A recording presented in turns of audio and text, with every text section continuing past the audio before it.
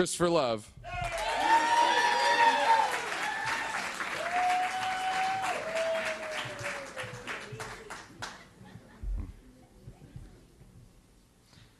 All right, so my mother's been trying to get me to come out to her for years. It's high school, and every few months she calls me into her bedroom and she says, "Christopher, I know you've been depressed. If there's anything you want to talk about, go ahead. I don't care what you hear at Mass on Sunday. Your father and I can accept anything." And I just say, "Mom, I'll tell you when I'm ready." See, I don't want to come out to my mother in her bedroom. I don't want to do it in our little town in Ohio. I need to hold on to this secret until I'm ready. So it's a few years later, it's college, and I'm studying in Paris. My mother, she quits her job teaching 5th grade at St. Mary's. I don't really know why. It's kind of a mystery. But it gives her a chance to come and visit me. And I decide I'm finally going to tell her. But where? I mean, Paris is kind of gay. And I don't want to choose any place that's too obvious or over the top. So one day, we're at the catacombs, where all the dug-up bones from all the old cemeteries in Paris are. And those bones, they're stacked and sorted. You've got your femurs, your skulls, your arm bones. Okay, this is the place. I mean, you've got the empty sockets of all those dead Parisians staring at you. But right now, my mom's crying. "Christopher, did you know that I'm the one who raised your 3 aunts when your grandmother was institutionalized? And when she got out, I'm the one who was put in charge of making sure she didn't pop any pills after she already tried to commit suicide twice. Imagine, your grandfather put that burden on a 13-year-old. Oh, crap. I guess my mother's skeleton gets to come out of the closet first. But then the next day, we're at Père Lachaise, the famous cemetery, and if I can't do it at the catacomb, this is the next best place. So we pass by Edith Piaf's grave, and my mother starts singing La Vie en Rose, and she's dancing with a phantom partner.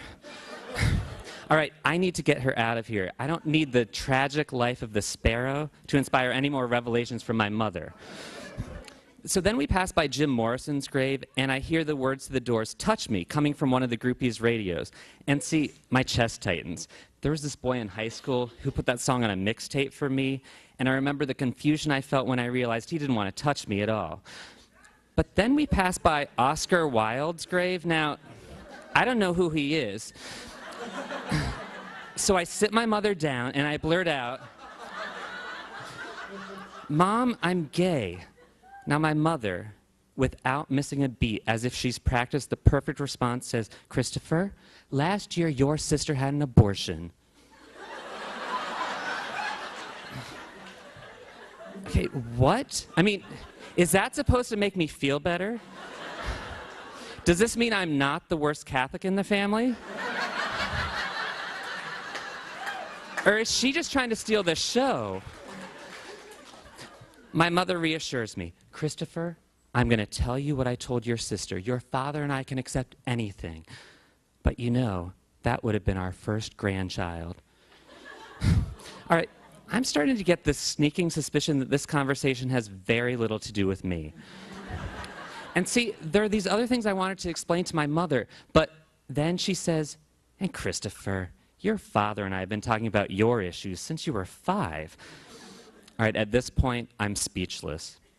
So then, on her last day there, we go up to Montmartre to see Sacré-Cœur. We walk in, we look up, and we see the Sacred Heart, the illuminated heart of Jesus. But then I hear this wailing. My mother has hit the ground, and she's reciting Our Fathers and Hail Marys as she's gasping for breath. Oh, crap. She's sobbing, everyone's looking, and I'm mortified. So I help my mother up, and I coax her out of the church. Through the tears, she says, "Oh, Christopher, I quit my job. I've been thinking about your grandmother so much. Your sister's abortion, it's just been so much. Oh, well, and you and your issues." So I sit my mother on the steps outside the church. It's Paris at sunset.